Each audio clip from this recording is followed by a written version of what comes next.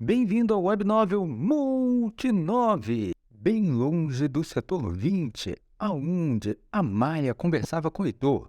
Kirces estava claramente irritada com a ausência da moça e a falta de informações sobre o paradeiro da jovem. Seus olhos cor de âmbar faiscavam de impaciência enquanto ela se movimentava de um lado para o outro do hangar, verificando os últimos ajustes no abtelador. Ela perguntou para Kim e Léo, mas ninguém sabia onde a Maia estava. Kisses não conseguia entender como alguém poderia sumir assim, especialmente quando a base inteira estava em fase de testes e ajustes finais. Ainda mais porque a Maia havia desligado o GPS, algo que Kirces considerava um ato de irresponsabilidade. Sem perder mais tempo, Kirces decidiu que não poderia esperar mais pela jovem. Ela ordenou que os programadores se iniciassem os softwares de inteligência artificial no robô abtelador, apesar da ausência de Amaya e seu papel crucial no projeto. Ela sabia que não podia deixar atrasar o início do teste, mesmo que isso significasse fazê-lo sem a programadora. Imensas linhas de código corriam em telas holográficas espalhadas em volta de abtelador.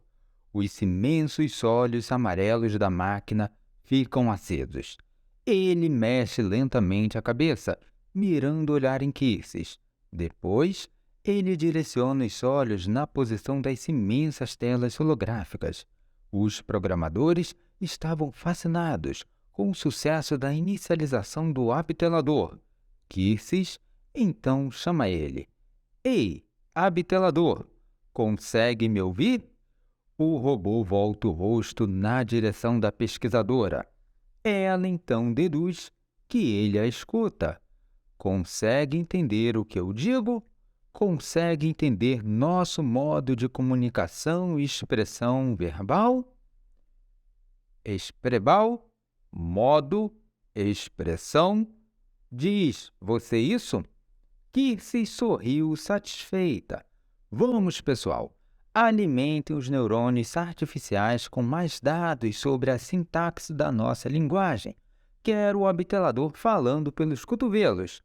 O imenso robô começa a olhar o próprio corpo. Ele fixa o olhar atentamente para as mãos. Depois, olha na direção das pernas, mas vê uma imensa broca de perfuração.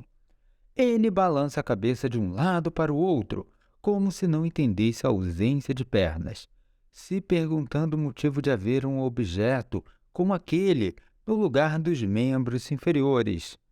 Kirces nota isso e sorri. Ele pensa.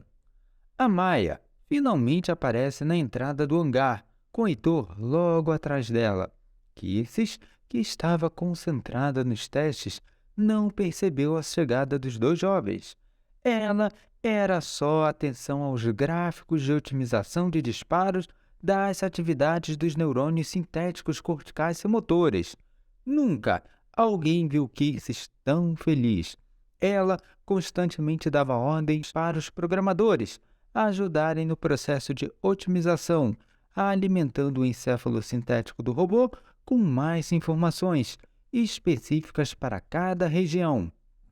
Por exemplo, para os neurônios motores, os programadores enviavam análises de dados sobre o padrão de movimento de artrópodes, deslocamento de partículas subatômicas, vídeos sobre criaturas de outros planetas. Já para os neurônios corticais, de tomada de decisão, eles enviavam informações sobre palestras relacionadas à ética, moral e conduta, arquivos de textos falando sobre a preservação de espécies e manutenção da vida, regras e simulações de jogos de estratégia, informações diferentes para neurônios com funções diferentes. Esse foi mais um pouco de Multinove. Obrigado por ouvir essa história. Se gostou, não esqueça de deixar seu like, se inscrever no canal e ativar as notificações para receber as continuações da sua webnovel. Novos vídeos todos os dias. Até mais!